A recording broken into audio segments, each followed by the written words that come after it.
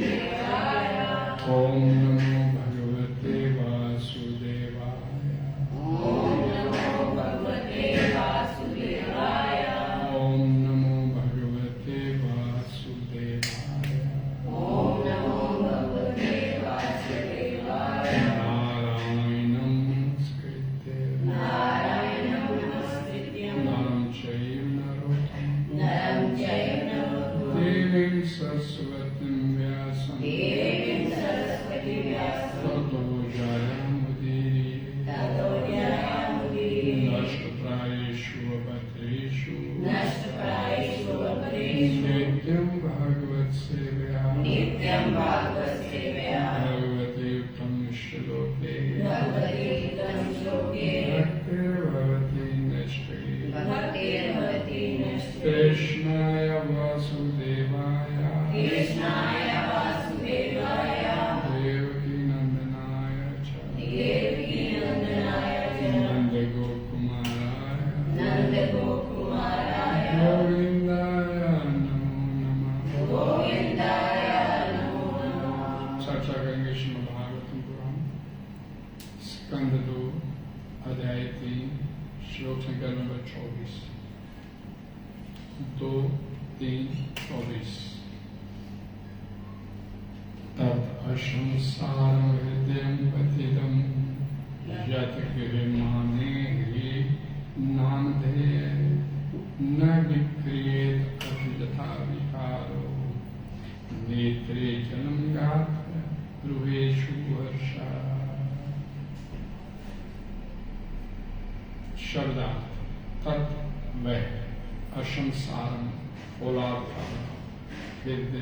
हृदय बतिदम निश्चय यत् तो गरिमा नहीं उच्चारण करने पर हरि नाम भगवान का पवित्र नाम ध्येय मन के कागज न नहीं विक्रिय बदले अर्थ।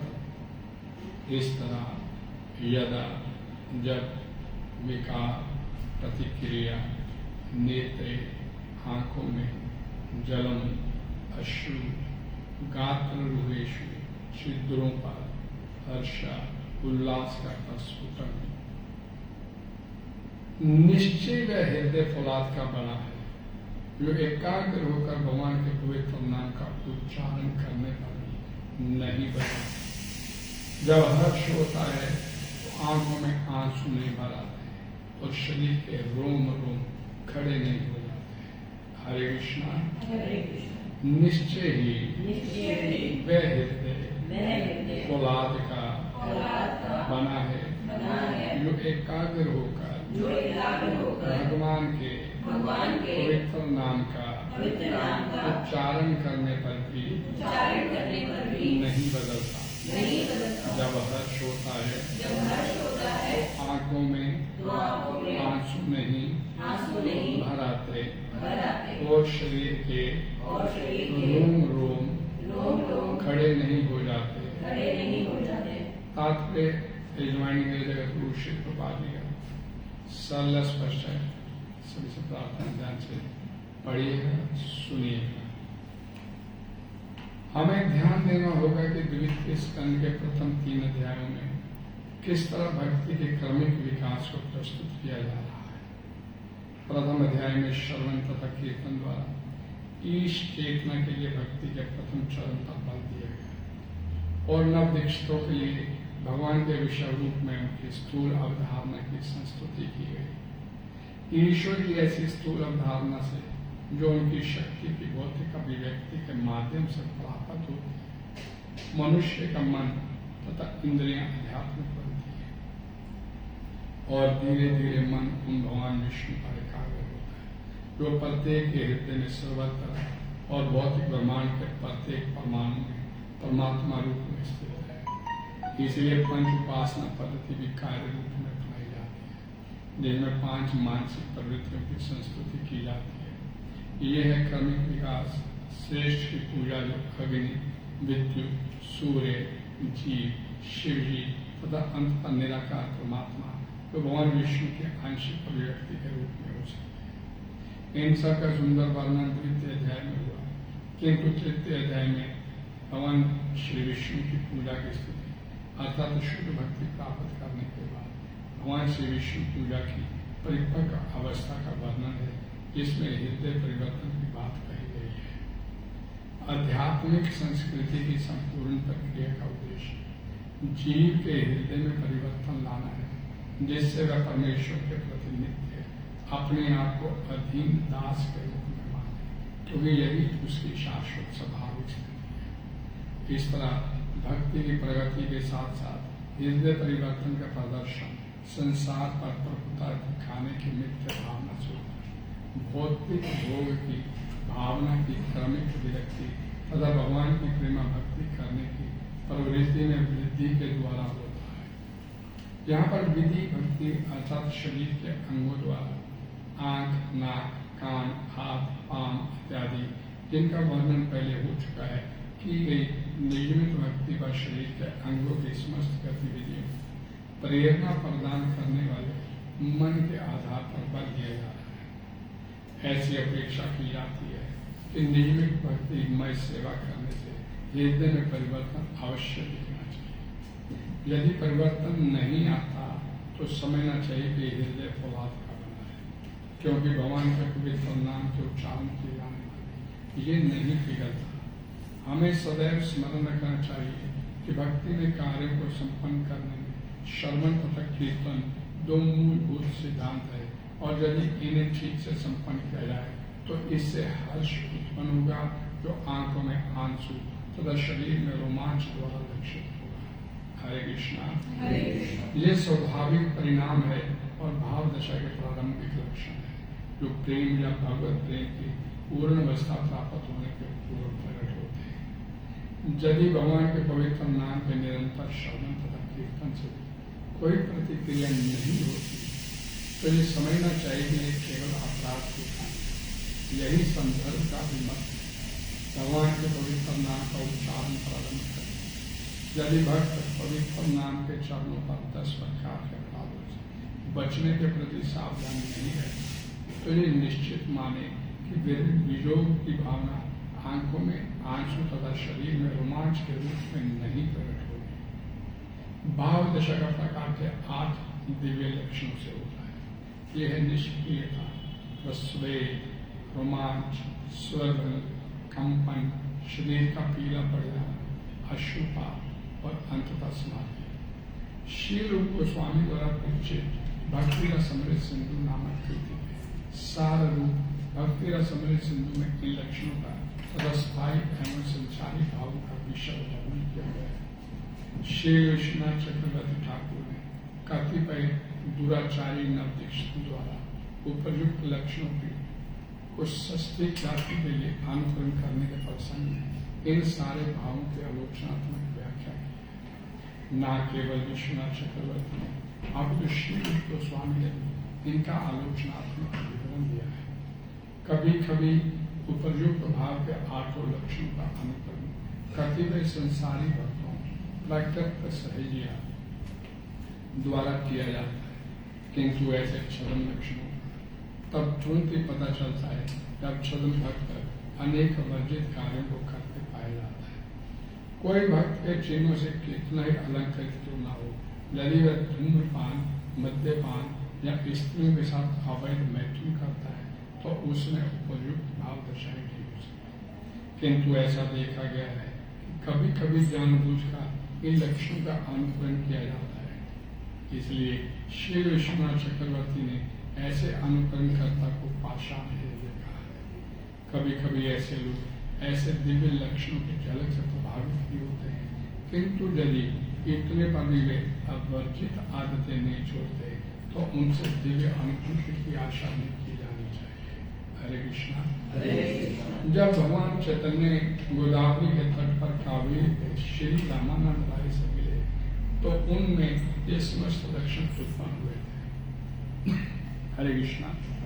किंतु वहां पर राय के अनुयायी कतिपय अभक्त ब्राह्मणों के होने से भगवान चैतन्य ने इन लक्षणों को दबा दिया था। अतः परिस्थितिवश कभी कभी ये लक्षण महाभागवत के शरीर में भी प्रकट नहीं हो पाते। अतः असली स्थायी भाव भौतिक इच्छाओं के अंत होने, शांति, प्रत्येक क्षण को प्रेम भक्ति में रखाने, अव्याहत कालत्वम, निरंतर भगवान की महिमा के गायन के प्रति उत्सुकता, नाम गाने, सदा रुचि, भगवान के धाम में रहने के आकर्षण, प्रीति तत्सुस्ति स्थले, भौतिक सुख से पूर्ण वैराग्य व्यक्ति, निरभिमानता, मान शून्यता द्वारा प्रकट होते हैं, जिसमें ये समस्त विवेक उत्पन्न होते हैं, उसे ही असली भाव दशा प्राप्त होती है।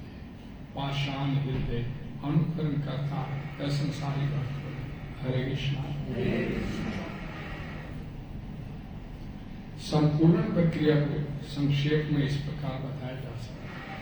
पूर्ण रूप से निरपराध भगवान के पवित्र नाम का जप करने वाला तथा प्रत्येक व्यक्ति के प्रति मैत्री भाव रखने वाला प्रगत भक्त ही वास्तव में भगवान के यशोगान तत्व को आस्वादन कर सकता है। ऐसी अनुभूति का परिणाम समस्त भौतिक इच्छाओं की समाप्ति द्वारा परिलक्षित होता है। जैसा कि ऊपर कहा जा सकता है, नवदीक्षित वर्ग भक्ति की निरंतर अवस्था में रहने के कारण ईर्ष्यालु होते हैं, पर अपने आचार्यों का अनुगमन न करके स्वयं भक्ति के विधि विधानों का आविष्कार करते हैं।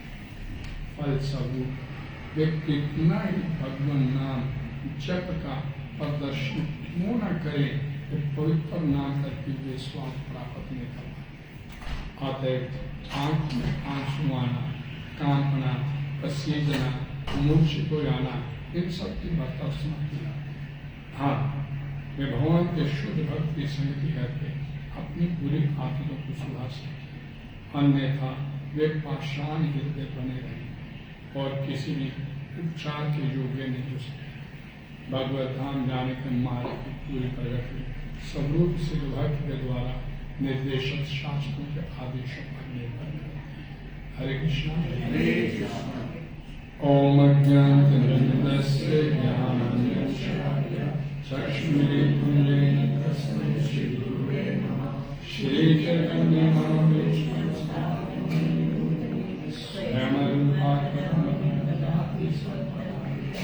वंदेहं श्रीगुरु श्रीयुतकमलं श्रीरूपं साग्रजातं साद्वैतं सारूपं परिजनं सहितं श्री राधा कृष्ण नमो विष्णुपादाय कृष्ण कृष्णाय भूतले श्रीमद्भगवते वेदान्त स्वामिने नमस्ते सरस्वते देवे गौरवाणी प्रचारिणे निर्विशेष शून्यवादी पाश्चात्य हे कृष्णा करुणा सिंधु दीनबंधु जगत्पते गोपेश गोपिकान्त राधाकान्त नमस्तुते तप्त कंचन गौरांगी श्री राधे वृंदावनेश्वरी विश्वानुसुते देवी प्रणमामि श्री वाञ्छाकल्पतरुभ्यश्च अधिकानां पावनेभ्यो वैष्णवेभ्यो नमो नमः। जय श्री कृष्ण चैतन्य प्रभु नित्यानंद श्री अद्वैत गदाधर श्रीवासादि गौर भक्तवृंद। हरे कृष्णा कृष्णा कृष्णा हरे हरे हरे राम राम राम हरे हरे। ग्रंथराज महाप्रभु की जय। जगद्गुरु श्री जय। तत् अशंसारम हृदय बतेदम यत गृहमाने हरि नाम है न विक्रियेत अथ जदा विकारो नेत्रे जलम गाथा रूपेशु। निश्चय व हृदय फौलाद का बना है जो एकाग्र होकर भगवान के पवित्र नाम का उच्चारण करने पर नहीं करता। जब हर्ष होता है आंखों में आंसू नहीं भरा और शरीर के रोम रोम खड़े नहीं। एक भजन हमारे चारों ने गाया, गौरांग बलि थे पुलक आवेश हरि हरि बोली थे नयन। भगवान का नाम लेने पर पुलक आवेश पूरी बॉडी में एक्साइटमेंट रोमांच हुआ। हरि हरि भगवान का नाम बोलने मात्र से आंखों से निरंतर अश्रु प्रवाह। ये इस तरह का ये एक्सपीरियंस, इस तरह का अनुभव हमारे यहाँ है किसी का? भौतिक संसार में है। शारीरिक रिश्तों को लेकर तो रोना भी निकलता है। कोई अच्छी या बुरी खबर आ जाए तो पूरी बॉडी में एक्साइटमेंट हो जाती है, क्या हो गया। कोई बुरी खबर आ गई तो पूरा शरीर पीलापन पड़ जाता है, हो जाता है। कोई ऐसी खबर सुन ली तो पसीने पसीने हो जाता है। ये भाव जो है इस संसार के लिए तो निकलते हैं, लेकिन जिसके लिए निकलने चाहिए उसके लिए नहीं निकलते, उसके लिए नहीं निकलते। बोला निश्चय वे हृदय फौलाद का बना है, पत्थर है तो भगवान के नाम रूप गुण लीला का वर्णन करने का बदल नहीं रहा है। मैंने कल परसों की कथा में बताया, ब्राह्मण पत्नियों को पता चला कि कृष्ण साथ ही खड़े हैं और कुछ मांग रहे खाने के लिए। निरंतर लगातार उसके बारे में सुनते रहने से उनके मनों में भगवान श्री कृष्ण के प्रति इतनी आसक्ति उत्पन्न हो गया था कि जैसे उन्होंने कृष्ण का नाम सुना तुरंत अपने स्थान पे खड़े। कृष्ण कृष्ण ने मांगा, सब कुछ छोड़ छाड़ के, कोई पति की परवाह नहीं किया, कोई ये परवाह नहीं किया कि हमारे पति लगे हैं हवन यज्ञ करने में लगे हैं, हमारा कोई उनके प्रति कर्तव्य है, सब भूल गए। अब वो छोड़ छाड़ के भाग, अपने हाथ में जो जो व्यंजन थाल सजाए भगवान कृष्ण, और एक ब्राह्मण पत्नी को उसके पति ने रोक लिया, तो उन्हें वहीं खड़े खड़े श्री कृष्ण का स्मरण करते करते अपने प्राण त्याग दिए।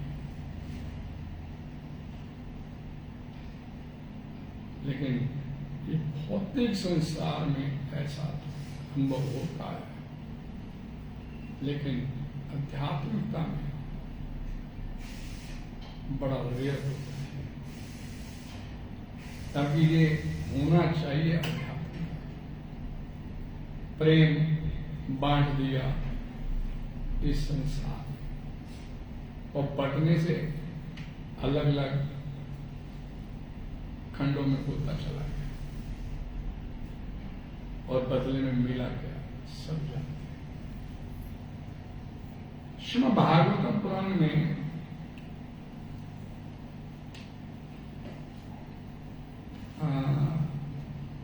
उद्धव जी पूछते हैं भगवान श्री कृष्ण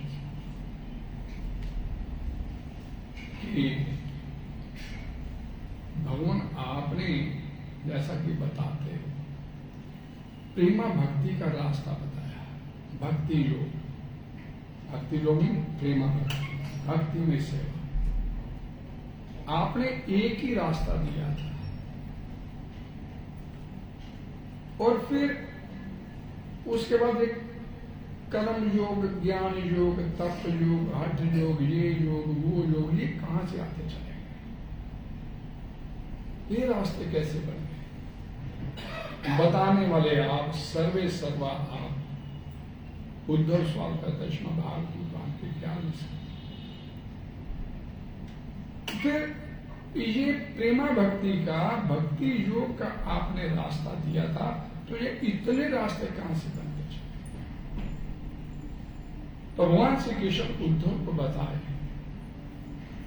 क्या कहते हैं कि हे उद्धव, मैंने एक ही रास्ता बताया था मेरे तक पहुंचने का, वो भक्ति योग का, प्रेमा भक्ति योग का, और ये रास्ता मैंने सबसे पहले ब्रह्मा जी को बताया। ब्रह्मा जी को जब ये रास्ता बताया तो ब्रह्मा जी ने आगे मनु, भृगु मुनि और ये बताया भक्ति योग। आगे जब भृगु मुनि के आगे प्रजापतियों को संतति करने के लिए जब आदेश दिया गया ब्रह्मा जी द्वारा, प्रजापतियों को यह आदेश दिया गया कि संतानें पैदा करो, संसार की उत्पत्ति करो, तो उसमें अलग अलग जितने भी ऋषि मुनि थे, अलग अलग देवता, किन्नर, गंधर्व, चारण और असुर, सब आगे जब ये ज्ञान भक्ति योग का दिया गया तो इस संसार में ये ग्रहण करने वालों ने माया के वशीभूत होकर, किसी ने इस ज्ञान को, भक्ति योग को सतोगुण में रहते हुए सुना, किसी ने रजोगुण में सुना, और किसी ने तमोगुण में सुना। रास्ता एक ही बताया था भक्ति योग का। आगे जब ये संदेश आगे चलता चला गया तो किसी ने सतोगुणी, किसी ने रजोगुणी और किसी ने तमोगुणी में रहते थे, और सतोगुणी ने सतोगुण के हिसाब से अपनी व्याख्या कर ली, रजोगुणी व्यक्ति ने रजोगुणी ढंग से अपनी व्याख्या उसकी कर ली, और तमोगुणी ने तमोगुण के हिसाब से उसकी व्याख्या। और रास्ता मैंने एक ही दिया था, प्रेमा भक्ति का, भक्ति योग का रास्ता। दूसरा कोई रास्ता मैंने नहीं। भगवान की प्रेमा भक्ति ही एकमात्र वह विधि है जिससे मनुष्य की चेतना पूर्ण या शुद्ध नहीं, विशुद्ध, शुद्ध नहीं विशुद्ध, प्रेमा भक्ति के माध्यम से। इस बात की व्याख्या शुकदेव गोस्वामी महाराज कृष्ण को छठे स्कंद में भी की। जब मैं पूछा गया कि ये जितने जीव जो संसार में ये नरक भोग रहे हैं, दुख काट रहे हैं, तो इनके प्रायश्चित का कोई उपाय है? तो पहले बोला गया ये प्रायश्चित करें, कन्फेस करें, प्रायश्चित करें, उसके बाद तो वे सुधर जाएंगे।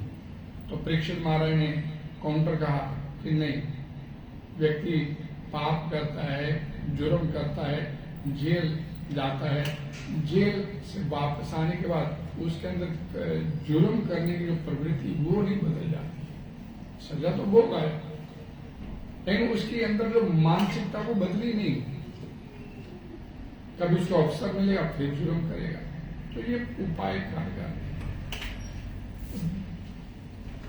तब शुकदेव गोस्वामी महाराज परीक्षित बोले, तुम ध्यान से सुन रहे हो मेरी कथा। उसका साधुवाद किया उसको, फिर बोला नहीं, बात ठीक है आपकी, प्रायश्चित से उपाय नहीं होता, हल नहीं होता।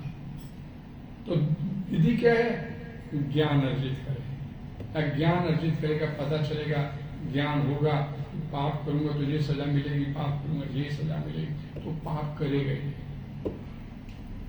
ज्ञान हो जाएगा किसी व्यक्ति को तो फिर पाप करने की वृत्ति उसके अंदर से खत्म। तो शुकदेव गोस्वामी की ये बात सुनने के बाद महाराज परीक्षित फिर बोले कि जंगल में जब आग लगती है सब कुछ स्वाह हो जाता है। दावा अग्नि होता है, जंगल में आग पूरा खत्म कर देती है, लेकिन इसके बावजूद, सब कुछ खत्म होने के बावजूद, कुछ खरपतवार बांस के पेड़ होते जमीन के अंदर दबे और फिर सवेरे तक निकल आते हैं। तो फिर कभी उसको मौका मिलेगा तो फिर कोई पाप करने की हो सकता है उसके। तब फिर उसको साधुवाद किया शुकदेव गोस्वामी ने, तुम मेरी कथा को बड़ी ध्यान से। परीक्षित महाराज बोले सही बात है, ये कोई इलाज नहीं हुआ। तब फिर शुकदेव गोस्वामी बोलते हैं कि सबसे कारगर प्रभावशाली उपाय है भगवान श्री हरि की प्रेमा भक्ति में अपने।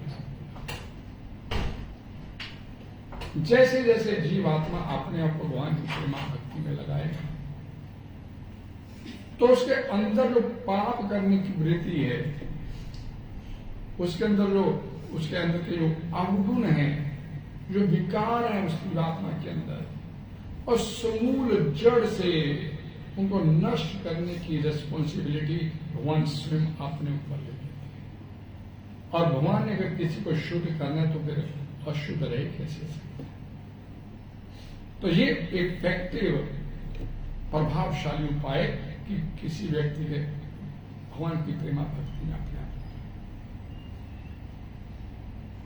ऐसी भक्ति से प्रभुपाद जी बोलते भाव की, भगवान कहना ना भाव विराही जनार्दन, भाव की ऐसी तरंगे उठती हैं जो आत्मा को अंदर से पूरी तरह से निर्मल, शुद्ध, विमल बना देती है। वो जो प्रेमा भक्ति का जो भाव अंदर से फिर निकल जाए, भगवान के श्रृंगार करता है भाव के साथ, मनोयोग के साथ, भगवान की सेवा में लगता है, भगवान का नाम सिमरन में लगता है।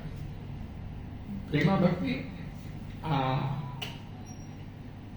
9 प्रकार से, श्रवणम, कीर्तनम, विष्णु स्मरणम, पाद सेवनम, अर्चनम, वंदनम, दास्यम, साक्ष्यम, आत्मनिवेदन, 9 प्रकार से।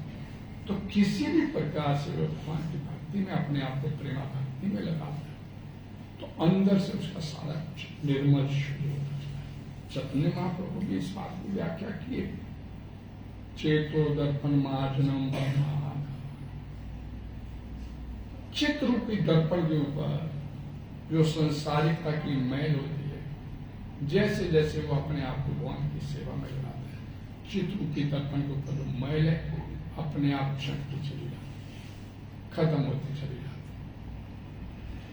भगवान श्री कृष्ण ने पहले ही उद्धव से बताया, आत्म निग्रह, ध्यान से सुनिए, शुद्ध कर्म, योग, तपस्या जैसी विधियां मन को शुद्ध करने वाली हैं, जिनका वर्णन हमारे ग्रंथों में हुआ है। ये विधियां मन गई, लेकिन ऐसी विधियां निषिद्ध कर्मों को करने की इच्छा से पूरी तरह से दूर नहीं कर पाती, जैसा कि मैंने भी आप लोगों को बताया। एकमात्र जो कारगर उपाय है अपने आप को भगवान की सेवा में लगाना। भगवत प्रेम वश संपन्न शुद्ध भक्ति इतनी प्रबल होती है, भक्ति की उन्नति के रास्ते में कुछ भी अवरोध, कुछ भी रुकावट आ जाए और प्रेमा भक्ति उसे चलाकर खत्म कर, किसी रुकावट के उठने की संभावना नहीं रहती।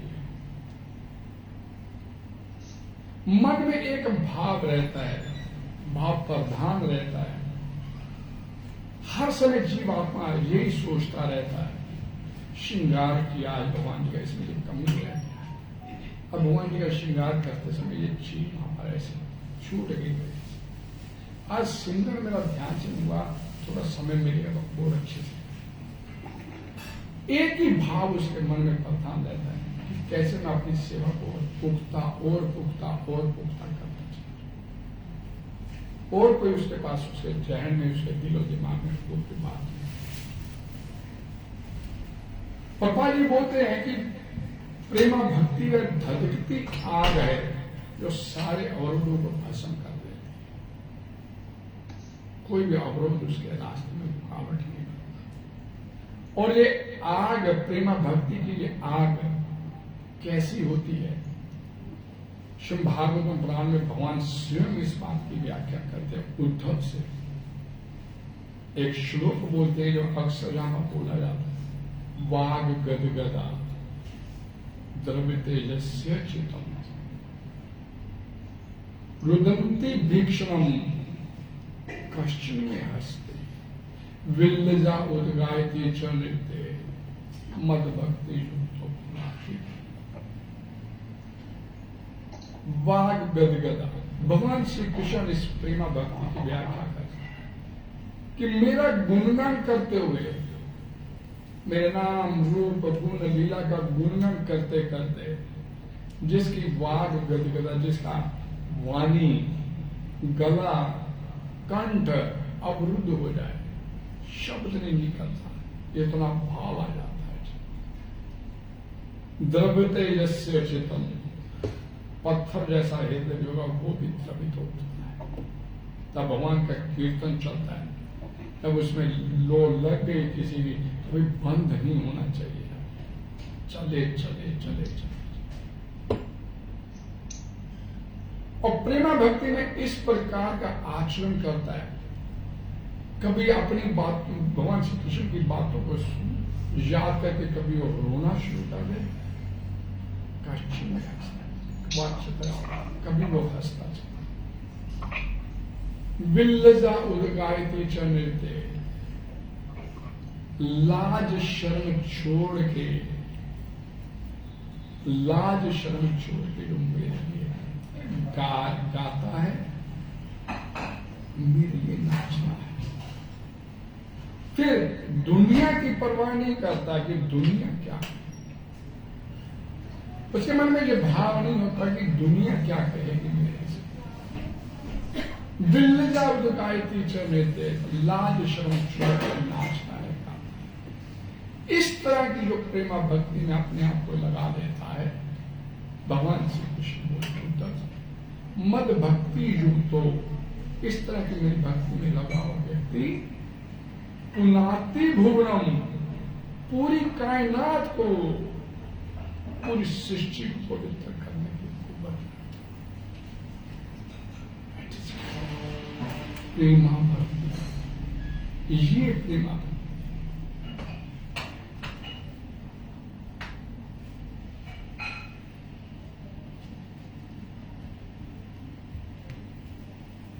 हृदय द्रवित होने से जीवात्मा जिसका हृदय द्रवित हुआ भगवान का गुणगान सुनते सुनते, जिसका हृदय द्रवित हुआ उसका जो चित्त है वो स्टेबिलिटी, स्थिरता नहीं, अस्थिर नहीं रहती, चंचलता खत्म हो जाती है।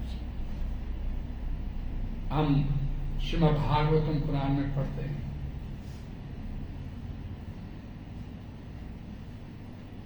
नारद जी अब अपने पिछले जन्म दासी पुत्र का वर्णन करते हैं। माता मर गई, कुटिया छोड़ दिया और भगवान के ऊपर आश्रित होकर निकल पड़ा। जंगलों में, शहरों में, कस्बों में, नगरों में, सब जगह चलता चलता महीनों बाद एक ऐसे तालाब के किनारे पहुंचा। किनारे में एक बड़ा सुंदर पेड़ था। मुंह हाथ धोया, जैसे साधु संग करने से उसको ज्ञान हुआ था, उस तरह से उसने वहां पर बैठ के भगवान श्री हरि का गुणगान करना शुरू किया। अपनी वृत्ति लगाई भगवान के ऊपर, तो तत्काल भगवान उसके हृदय पटल पर आकर विराजमान। अध खुली आंखों से भगवान का दर्शन किया, तो जैसे दर्शन किया उसकी आंखों से अविरल भाव से अश्रुपात होने लगा। शरीर में कंपन हुआ है,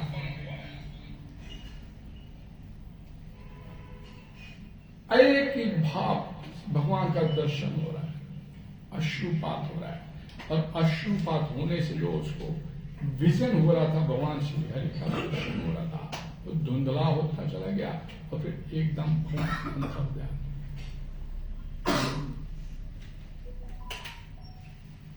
आप ध्यान दीजिए,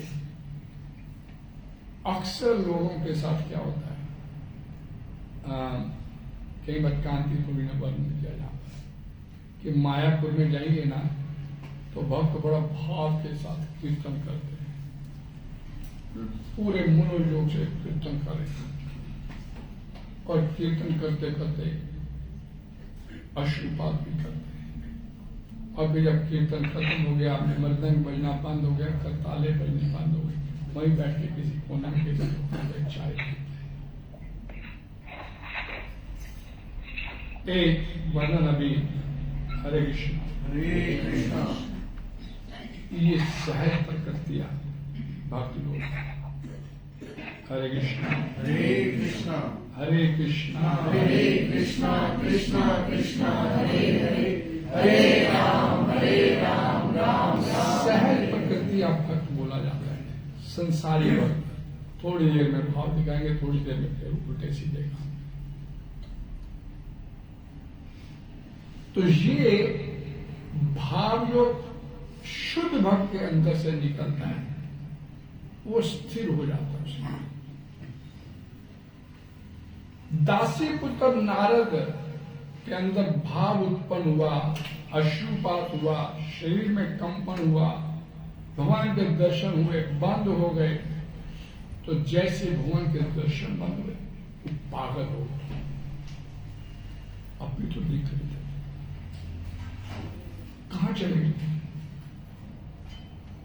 कभी लेफ्ट भागता है, कभी राइट भागता है, कभी पीछे भागता है, कभी आगे भागता, पागल हो गया। अब भी दिखाई पड़ रहे थे, कहां चले गए? और उसके उस स्थायी भाव को किसने रोका?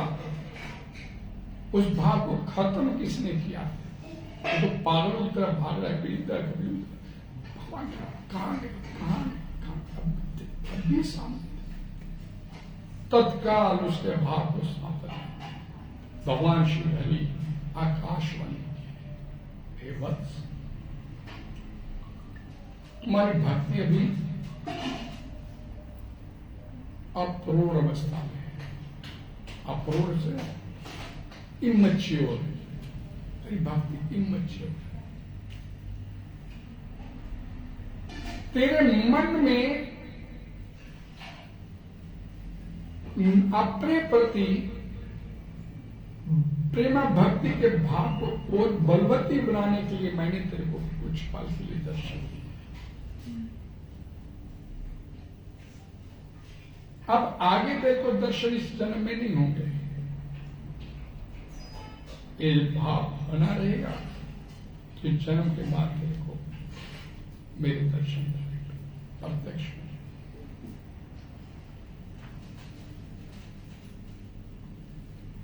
तो ये स्थिति होती है एक स्टेबिलिटी।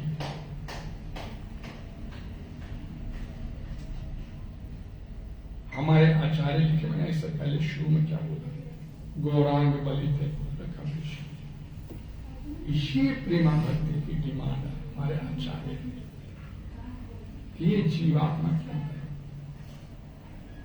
और वो देखिए वो बालक जो 5 वर्ष का बालक है, नारद अपने पिछले जन्म की व्याख्या कर रहे हैं। उसकी माता मर गई, सांप ने डस लिया। माता के सांप के डसने से पहले वो जो महात्मा लोग ने से उसने ज्ञान लिया था भक्ति का, एबीसी सीखा था, वो बोले कि तू चलेगा हमारे साथ। चलूंगा ही। अटैचमेंट हो गया उसका साधु संग से, हमारे साथ चलेगा, चलूंगा जी। सीखेगा, सीखूंगा जी। मंत्र जाप करेगा, करूंगा जी। और जब चलने लगे तो चलेगा, चलेगा, आजा पे चले, वो लेके चलते। तो उसकी बीच में रुकावट आ गई उसकी बात। संत महात्माओं के चरणों में गिर गए, एक ही तो मेरा सहारा है, इसे भी ले जाओगे तो मैं कैसे जाऊं, इसे भी ले जाओगे तो मैं कैसे अपना जीवन काटूं। संत महात्माओं ने उसे छोड़ दिया, बालक कहीं छोड़ना। और उस बालक को क्या लगा कि मेरी भक्ति में, मेरी प्रेमा भक्ति में मेरी माता ही मेरी रुकावट बन गई। उसे अंदर से ये महसूस, क्योंकि सीधा कनेक्शन भगवान के साथ हो गया, तो संसारिक रिश्ते अच्छे नहीं। मेरी माता मेरी रुकावट बन गई। लेकिन संत महात्माओं ने बोला रुक जा, तो उसी शाम सांप ने जब उसकी माता को डस लिया, माता की मृत्यु हो गई, तो उस बालक के मुख से क्या निकला कि मेरे भक्ति की जो रुकावट थी भगवान ने वो दूर कर दिया। अब आम व्यक्ति सोचे कैसा बालक था, माता मर गई और कहता कि भगवान ने मेरी रुकावट, वास्तव में वो उस सिद्ध अवस्था पे पहुंच गया था कि उसे संसारिक जितने संबंध थे उसे फीके लगे। ये रास्ते में रुकावट है संसारिक। जिस कुटिया में रहता था उसी कुटिया में अपनी माता का संस्कार किया, कुटिया को भी आग लगा दे, कोई आसक्ति नहीं रहे मेरे संसार में किसी के साथ। कुटिया के साथ भी व्यक्ति सोचता है रहूंगा कहां, कुटिया को भी आग लगा दिया, निकल गया भगवान के ऊपर आशिक हो तेरी शक्ति। उस बालक की भक्ति को भगवान आकाशवाणी के माध्यम से बताते कि इमैच्योर है तेरी भक्ति अभी, और उस बालक की भक्ति इमैच्योर थी, तो हमारी भक्ति कहां साइन करती, सीधा डिफरेंस। लेकिन निकलना है तो ये भक्ति करनी पड़ेगी, नहीं तो संसार में दुख उठाते चले जाएंगे। कोई उपाय जुड़ाई देना कोई न उपाय। हमारे आचार्य भजन लिखे दिव्य निश्चित जिया हरे, जुड़ाई देना कोई न उपाय। दिन रात इस संसार में मैं चल रहा हूं, लेकिन इस आग की जलन से बचने का कोई उपाय नहीं।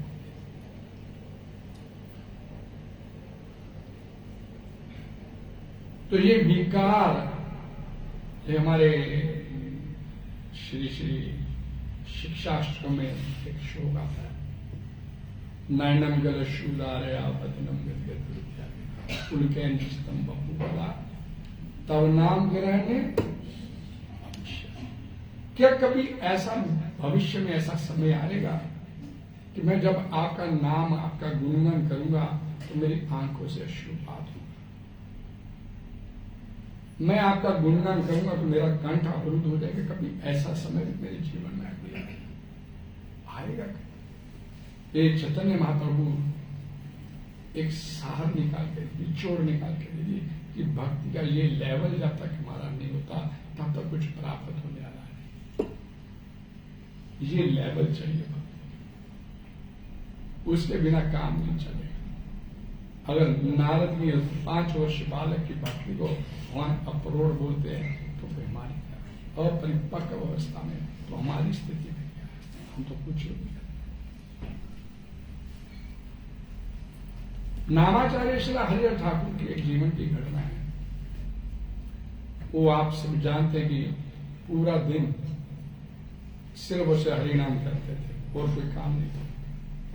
पूरे दिन 3 लाख नाम सिमरन करना, उसके बाद नहीं, वो 24 घंटे में से 22 घंटे नाम सिमरन करते थे, नाम कीर्तन करते थे, और 2 घंटे वो उनके रहते थे, उसी में खाना पीना सोना नहाना सब कुछ करते थे। तो नामाचार्य श्री हरिहर ठाकुर अपने कुटिया में जा रहे थे और रास्ते में चलते चलते उनके कानों में मृदंग, करताल, मजीरे, बड़े कीर्तन, बड़े जोरों शोरों से भगवान श्री कृष्ण के नाम का कीर्तन हो रहा है। तो बड़े जोरों शोरों से आवाज कानों में सुनाई। अब तो जो भगवान के नाम का रसिया है वो तो ढूंढेगा ये कहां से आ रहा है, कीर्तन कहां से हो रहा है, जाएगा उस सदा को लेने का प्रयास करेगा। कुटिया की तरफ जाना छोड़ के जिधर से वो ध्वनि आ रही थी कीर्तन की, उस तरफ चलना शुरू। तो राह आगे जाके देखा कि एक कबीले के लोग भगवान श्री कृष्ण की लीलाओं का गुणगान कर रहे हैं, और गुणगान करते करते नाच रहे हैं, करताले बज रही हैं, कीर्तन हो रहा है, जोरों शोरों से सब भक्त नाच रहे हैं, माता लोग नाच रही हैं, भक्त लोग नाच रहे हैं। और जब वहां पर वो पहुंचे हरिहर ठाकुर तो उन्होंने देखा कि भगवान श्री कृष्ण की लीलाओं का गुणगान किया, और उस समय लीला में प्रसंग चल रहा था। भगवान श्री कृष्ण कालिया नाग का से भयभीत हुए बिना यमुना में अपनी गेंद निकालने के लिए, हरे कृष्णा कृष्णा कृष्णा हरे हरे, हरे राम राम राम हरे हरे। तो जो बोलने वाला था वो कबीला जो था उसका, उस कबीले का नाम था डंक। डंक उस कबीले का नाम, डंक जाति के लोग थे। तो जो कबीला का जो व्यक्ति गुणगान कर रहा था, भगवान का कीर्तन कर रहा था, भगवान की लीलाओं का गुणगान कर रहा था, वो उसका स्वर बड़ा कोमल था, उसके बोलने में बड़ी मिठास थी, और बड़ी लय के साथ वो भगवान श्री कृष्ण की उस कालिया नाग की लीला का वर्णन करता चला गया।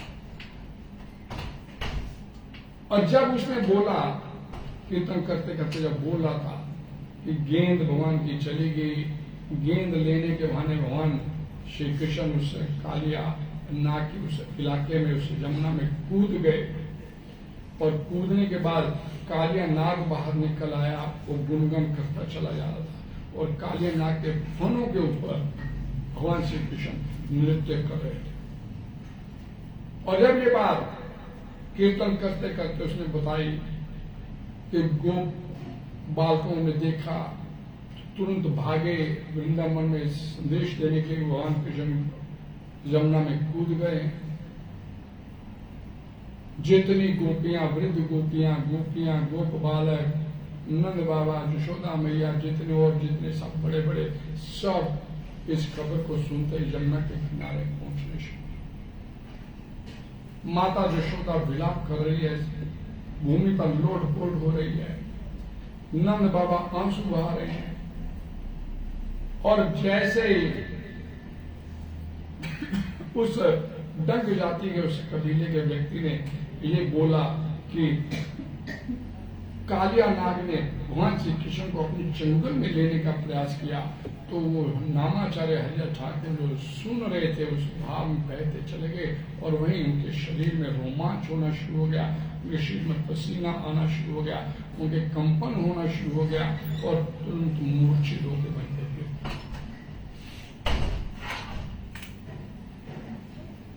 और डंक कबीले के लोगों ने जब देखा कि ये महात्मा मूर्छित होकर गिर गया, पूरी बॉडी उसके पसीने से लथपथ हुई और जमीन पर पड़ा भी हिल रहा है, ऐसे तड़प रहा है जैसे बोलते हैं। तो जो गायन कर रहा था डंक कबीले का व्यक्ति, वो तत्काल उसने नामाचार्य हरिहर ठाकुर को देखा, तत्काल उसके चरणों में आया, उसने प्रणाम किया, उसके चरणों की धूल शुरू।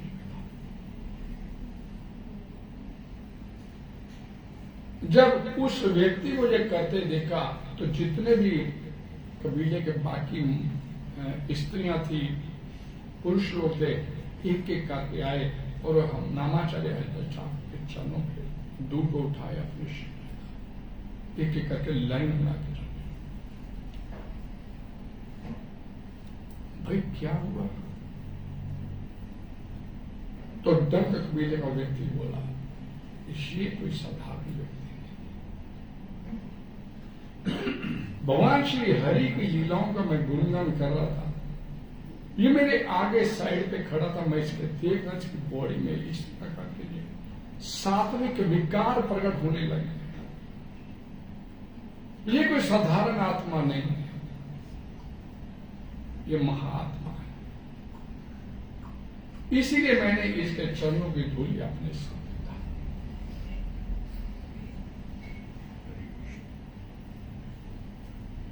तो अब ये ऐसे मूर्छित रहेगा, अब हम कीर्तन फिर करेंगे, लेकिन अब भाव में नहीं करेंगे, तो धीरे धीरे। उन्होंने फिर कीर्तन करना शुरू किया, अपनी चेतना में हरिहर ठाकुर वापस लौटे, उनके शरीर में हिलडुल हुई, उठकर बैठ गए, खड़े हो गए और फिर उन्हीं भक्तों के साथ नाचे।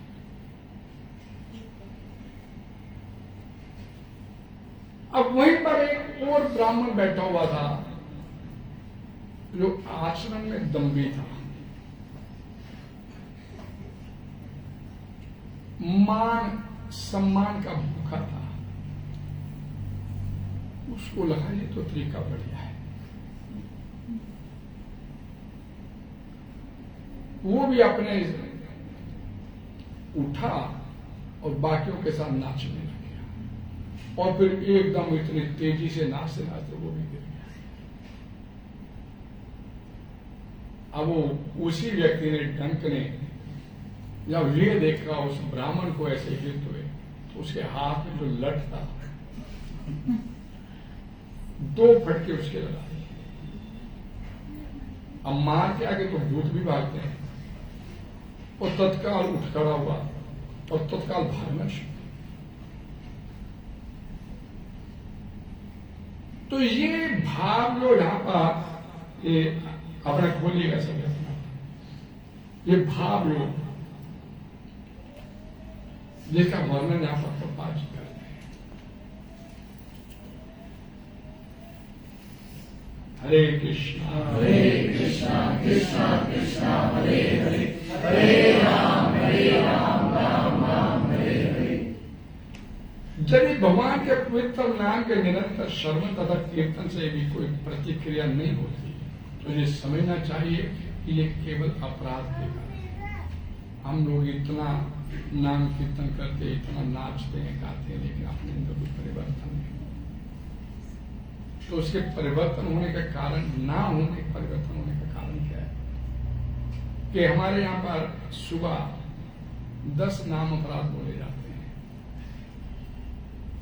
10 नाम अपराध बोले जाते हैं सुबह। इसको उनके नियम है ऑल ओवर वर्ल्ड। तो बोला जाता है कि ये जो चैंटिंग करते हैं हम लोग, ये अपराध रहित होकर निरपराध भाव से किया जाना चाहिए। तो निरपराध भाव का मतलब क्या होता है कि जो सुबह 10 नाम अपराध बोले जाते हैं उनसे बचना है। जैसे बोलते ना कि भक्ति सिद्धांत सरस्वती ठाकुर एक बड़ा सुंदर एक बताया करते थे कि एक बरात ने नदी पार करनी थी, सब नाव में बैठ के बराती, रात का समय था, जब बराती नाव पे बैठ गए तो नाविक ने खेना शुरू किया ना। सुबह हो गई, सूरज निकला तो देखा जहां नाव खड़ी थी वहीं की वहीं खड़ी है, चली नहीं कुछ। क्यों नहीं चली? क्योंकि उसका लंगर खोलना भूल गया ना। सारी रात नाव चलाता रहा, चप्पू मारता रहा, लेकिन नाव पीछे बंधी हुई थी, वो खुली नहीं थी, इसलिए वो नाव वही की। तो शिला प्रभुपाद जी बोलते हैं कि यही स्थिति हमारी है। नाम जप करते हैं, नाम कीर्तन करते हैं, लेकिन साथ में ये अपराध भाव, 10 अपराध बोले, इनको भी साथ में लिए जाते हैं। निरपराध भाव से अपराध रहित होकर जब भगवान के नाम का सिमरन करेंगे तो उसका रिजल्ट आपको तत्काल दिखेगा। देरी नहीं है उसकी तरफ से, देरी अपनी तरफ से, उसकी तरफ से कोई देरी नहीं है। निरपराध भाव से जब हम कीर्तन करेंगे, सिमरन करेंगे, तो उसका रिजल्ट तत्काल आपको और यही भाव हमारा चलता है। अपराध छोड़ते हैं तो 10 नाम अपराध और परिणाम कुछ निकलता नहीं हमारी। सालों साल निकल जाते हैं, 20 साल हो गए सिमरन करते, नाम जप करते, रिजल्ट क्या मिलेगा? नहीं मिलेगा। भाव दशा का प्राकाट्य 8 दिव्य लक्षणों से होता है। निष्क्रियता, जब किसी के अंदर ये विकार उत्पन्न होते हैं, शून्य सा हो जाता है, शून्य भाव, शून्य। शिला प्रभुपाद जी कई बार कथा करते थे तो उनके अंदर ये भाव, ये विकार उत्पन्न होते थे कथा करते, तो इन भाव शून्य, कुछ नहीं बोलते। तो उनके एक बार शिष्यों ने पूछा, आपके साथ ऐसी स्थिति कई बार, तो हम भक्तों को क्या करना चाहिए उस समय? आप तो एकदम शून्य में आ जाते हैं, आंखें बंद होती है, आंसू निकलते हैं। तो प्रभुपाद जी पहले कुछ नहीं बोले, 2 बार पूछा, कुछ नहीं बोले, 3री बार पूछा, बोले आप भक्तों को उसमें हरे कृष्ण महामंत्र का जप करना चाहिए और कुछ नहीं करना। निष्क्रियता, प्रस्वेद, रोमांच, स्वर भंग, कंपन, शरीर का पीला पड़ जाना, अशुभ, अंततः समाधि, वो अवस्था है।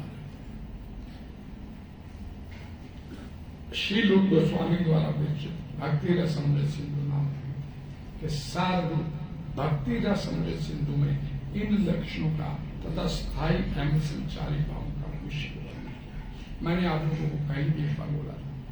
अब भक्ति में उन्नति करना चाहता जो व्यक्ति, ये एक बड़ी सुंदर बुक है शिला रूपा गोस्वामी का लिखा हुआ भक्ति रसमृत सिंधु, जरूर पढ़िएगा।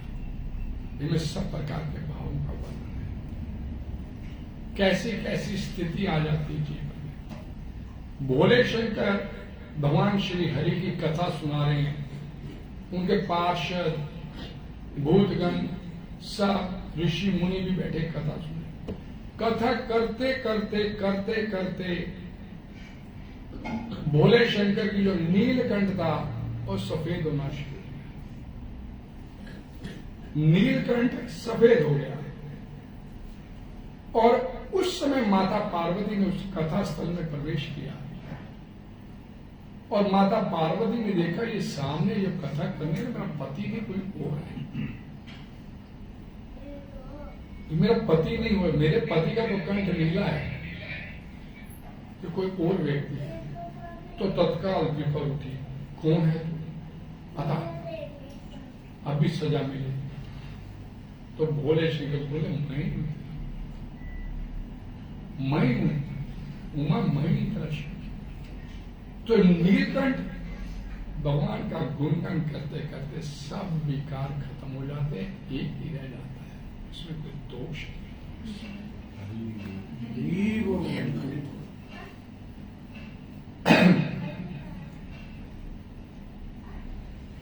कभी कभी उपयुक्त भाव के आठों लक्षणों का अनुकरण कतिपय संसारी भक्तों, ये बोलते प्राकृत सहजिया भक्त होते हैं, थोड़ी देर में रो के दिखा देंगे, थोड़ी देर में फिर उल्टे सीधे काम भी करते हैं, द्वारा किया जाता है।